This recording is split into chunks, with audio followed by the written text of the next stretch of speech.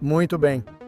Mas 5 vezes, e todas as vezes, talvez 4 vezes, mas tivemos discussões, você e eu, pensávamos que havíamos resolvido isso várias vezes.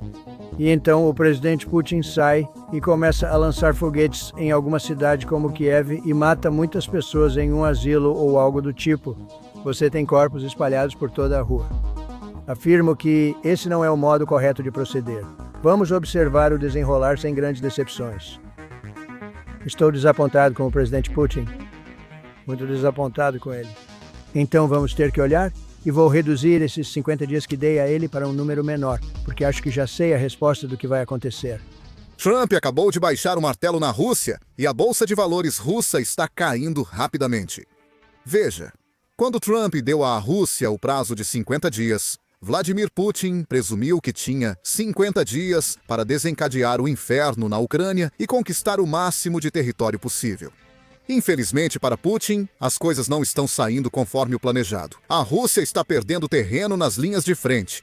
E em segundo lugar, porque Putin continuou a bombardear civis em Kyiv e em toda a Ucrânia. E além disso, ele está enviando drones para os países da OTAN. Trump acabou de decidir que vai mudar seu prazo. Isso é o que ele disse esta manhã. É por isso que a bolsa de valores russa está desabando. Ouçamos juntos. Sim, vocês são a imprensa, estou reiterando isso. Eu diria de 10 a 12 dias, provavelmente anunciarei isso hoje à noite ou amanhã. Não há motivo para esperar. Se você já sabe a resposta, por que esperar? E seriam sanções e talvez... tarifas secundárias. Você sabe o que é uma tarifa secundária? A economia russa está sofrendo. Eu não quero prejudicar a Rússia. Amo o povo russo, são ótimas pessoas. Eu não quero fazer isso com a Rússia, mas... eles estão perdendo muitos russos, já perderam 1 milhão. E esses são filhos, sabe?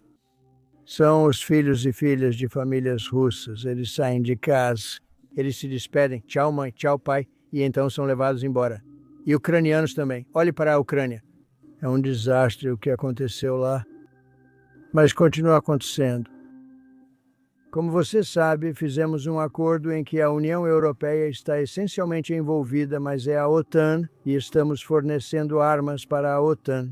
A OTAN está agora pagando porque os Estados Unidos, porque Biden está dentro por 350 bilhões, as nações europeias estão dentro por cerca de 100 bilhões.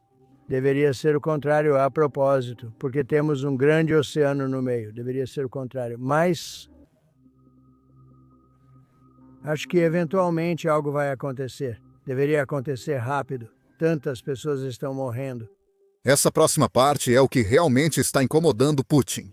Veja, Trump foi muito aberto nesta coletiva de imprensa e disse ao mundo inteiro que a Rússia não tem realmente uma grande economia. Eles fingem ter uma grande economia, mas na realidade a Rússia não é uma superpotência. Não é uma potência econômica. E se os últimos 3 anos são alguma prova, nem sequer é uma potência militar. Mas antes de entrarmos nesse clipe, por favor, certifique-se de clicar no botão de curtir e se inscrever abaixo. Isso nos ajuda a levar as notícias a mais pessoas que precisam aprender a verdade sobre esta guerra. Agora vamos assistir a este clipe. O interessante é que, apesar de sua economia não ser tão grande, ela enfrenta dificuldades atualmente. Mas é uma economia relativamente pequena, um exército forte, mas economia forte. E costumava ser uma economia forte, agora não é. Ele está passando por muito. Economicamente não é fácil, mas é bem pequeno. Sabe, comparado ao tamanho magnífico daquela terra, né? A terra é massiva. Tem, eu acho, 9 fusos horários ou algo assim. É um pedaço de terra massivo. A Rússia poderia ser tão rica. Poderia estar prosperando como praticamente nenhum outro país. Eles estão segurando isso porque não podemos. Ele quer fazer acordos comerciais conosco e fala sobre isso o tempo todo. Ele queria. E eu imaginei isso. Muito comércio com a Rússia. Eles têm muitas coisas valiosas. Quando você fala sobre terras raras, eles têm terras raras sérias, certo? Eles têm praticamente todas as formas que você pode ter. Então, sabe, a Rússia poderia ser tão rica agora. Em vez disso, eles gastam todo o seu dinheiro na guerra. Eles gastam tudo em guerra e em matar pessoas. E isso não faz sentido para mim. Eu pensei que ele iria querer terminar isso rapidamente. Eu realmente senti que ia acabar. Mas sempre que penso que vai acabar, ele mata pessoas. Se vocês se lembram, ontem nós relatamos que está sendo planejada uma reunião entre o presidente Zelensky e Vladimir Putin e vai acontecer na Turquia. A reunião foi acordada, mas ainda não sabemos as datas exatas. E ontem eu relatei que provavelmente haverá uma delegação dos Estados Unidos da América na Turquia quando a reunião acontecer. E claro, a delegação turca. Hoje, o presidente Trump foi questionado se iria se encontrar com Putin para acertar um cessar-fogo, após incerteza sobre sua presença na reunião. Você está considerando a proposta de encontro na Turquia e em Haga? Estou curioso. Não. Sabe, eu não estou tão interessado em conversar mais. Ele diz que temos conversas muito agradáveis e respeitosas. E então pessoas morrem na noite seguinte com um míssil entrando em uma cidade e atingindo, quero dizer, recentemente eu acho, um asilo, mas eles atingem outras coisas. Quando eles atacam, pessoas morrem. Então, Adam... Agora, se eu fosse adivinhar por que o presidente Trump foi tão brutalmente honesto sobre a Rússia hoje, eu acho que é porque ele soube do ataque que Putin realizou ontem à noite. Nesse ataque, ele atingiu vários prédios residenciais em Kiev. Por que a Rússia faria isso? A Rússia tem a capacidade de direcionar todos os seus ataques para as linhas de frente e esperar obter uma vantagem militar lá. No entanto, a Rússia está desperdiçando drones e mísseis valiosos ao atingir a infraestrutura civil, pois não querem apenas vencer nas linhas de frente. Eles querem forçar os cidadãos ucranianos a deixar o país para que possam assumir o território ucraniano. É disso que se trata, e o presidente Trump está percebendo. Aqui estão mais detalhes sobre este ataque. Outro massivo ataque russo à Ucrânia na noite passada. 324 drones, 4 mísseis de cruzeiro e 3 mísseis balísticos. Nesta cidade, uma farmácia, a universidade e escritórios locais foram danificados. Em Kiev, um prédio residencial foi danificado, ferindo 8 pessoas, incluindo uma menina de 2 anos. Na sua tela, você pode ver a trajetória dos drones e mísseis lançados pela Rússia na noite passada e o caminho que eles seguiram. Também há informações sobre a quantidade de drones e mísseis interceptados pelas defesas aéreas da Ucrânia. Dos 324 drones, 309 foram interceptados pela defesa aérea. Isso é aproximadamente 95% de taxa de sucesso. Com mísseis de cruzeiro, foram 2 de 4, muito menor do que os drones. E com mísseis balísticos, eles não pararam nenhum. Mas a Força Aérea Ucraniana acrescenta que os mísseis balísticos não atingiram seu alvo. Então, provavelmente estavam indo para um terreno vazio ou algo do tipo. E é por isso que a Força Aérea Ucraniana decidiu não usar suas munições para parar um míssil balístico que não estava prejudicando os civis ou a infraestrutura importante. Como se isso não fosse ruim o suficiente, outra coisa chocante que aconteceu ontem à noite foi um drone russo que entrou na Lituânia. Agora, é importante lembrar a todos que a Lituânia é um país da OTAN.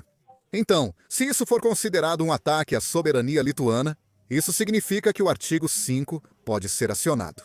Agora, as chances disso ocorrer são extremamente baixas.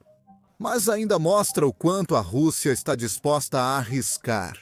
Um drone não identificado, provavelmente russo, cruzou para a Lituânia a partir de Belarus e foi avistado sobre a capital esta manhã. A polícia e as forças armadas realizam uma grande operação de busca. Os moradores devem relatar imediatamente avistamentos ou possíveis locais de pouso. Este é o segundo incidente desse tipo em julho. No caso anterior, o drone foi identificado como Geran russo. O ataque russo da noite passada à Ucrânia foi tão intenso que a Polônia mobilizou seus jatos para patrulhar seu espaço aéreo, temendo que algo semelhante ao ocorrido na Lituânia pudesse acontecer. Isso não é um erro, foi um teste. A Rússia está tentando ver como a OTAN reagiria. A Rússia está tentando mapear as defesas aéreas da OTAN, possivelmente para obter mais informações. O que eu não entendo é, por que não estamos derrubando esses drones? Quando o Irã lança mísseis balísticos em Israel, os países ocidentais usam seus navios e porta-aviões para derrubá-los. Até mesmo os aliados árabes dos Estados Unidos da América, na região, fazem o mesmo. Por que não podemos apoiar a Ucrânia da mesma forma? Não precisamos atacar a Rússia. Não precisamos ajudar a Ucrânia em nenhum ataque que estejam realizando contra a Rússia ou soldados russos. Mas se há drones no ar, se há mísseis no ar, e agora provamos que alguns desses drones entram no espaço aéreo da OTAN, por que não podemos usar isso como justificativa para os países da OTAN simplesmente derrubarem esses mísseis no ar e ajudar os civis ucranianos e ajudar os cidadãos ucranianos?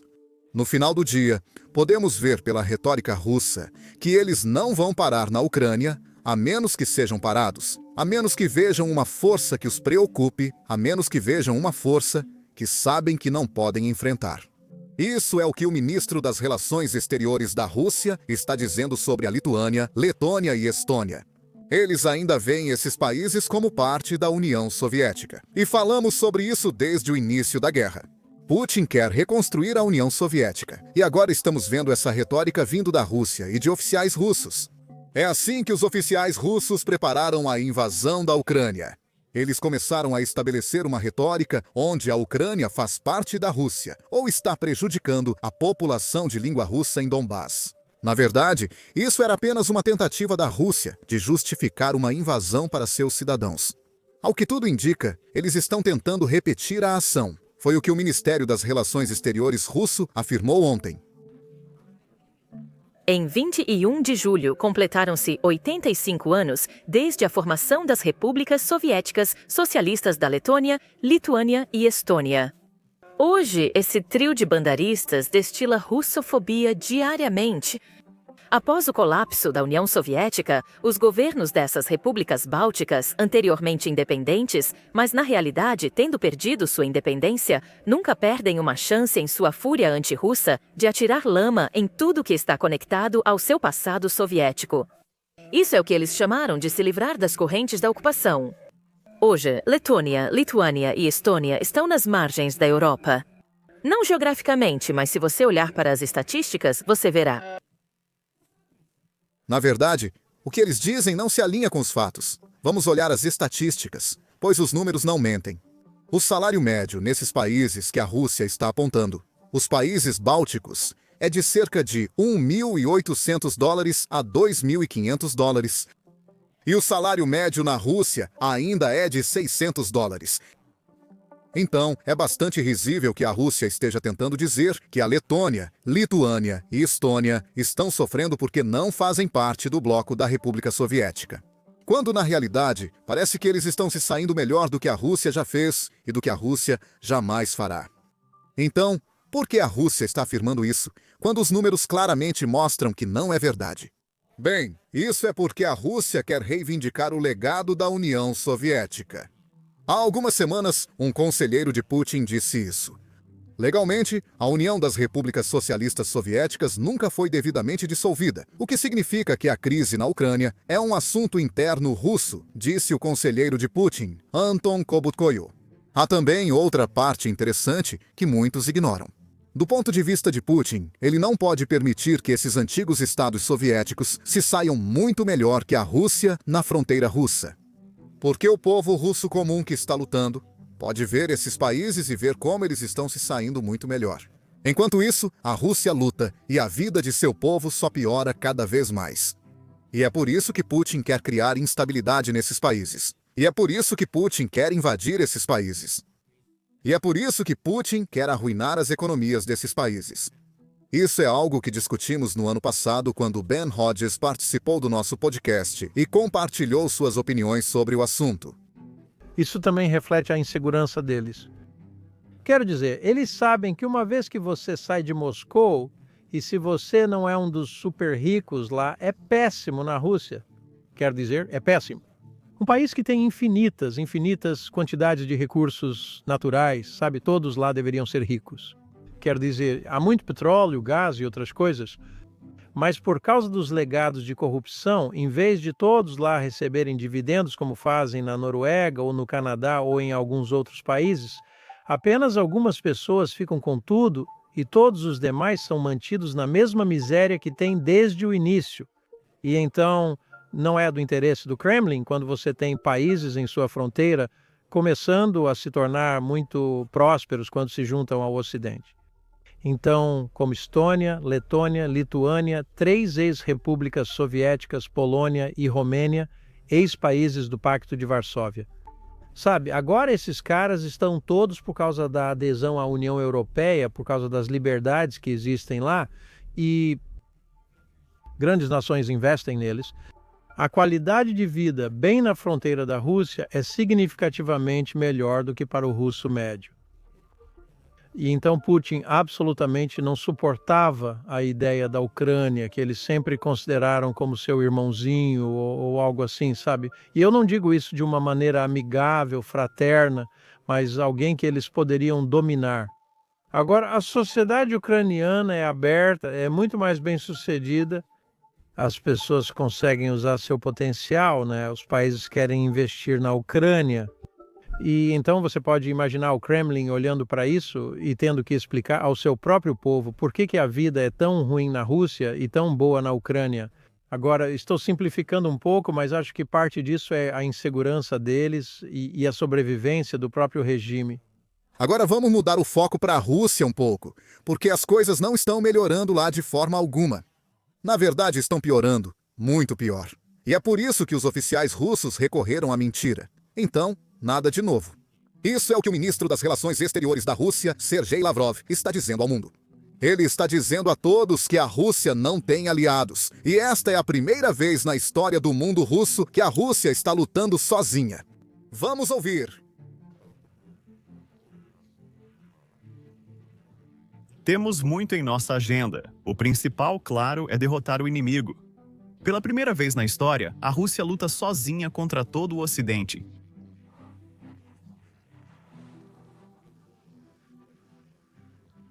Nas Primeira e Segunda Guerras Mundiais, tínhamos aliados. Não temos mais aliados no campo de batalha. Devemos confiar apenas em nós mesmos. Não podemos nos permitir fraquezas ou relaxamentos. O presidente definiu nossos objetivos no cenário internacional. Mas, antes de tudo, na linha de frente, esses objetivos serão alcançados.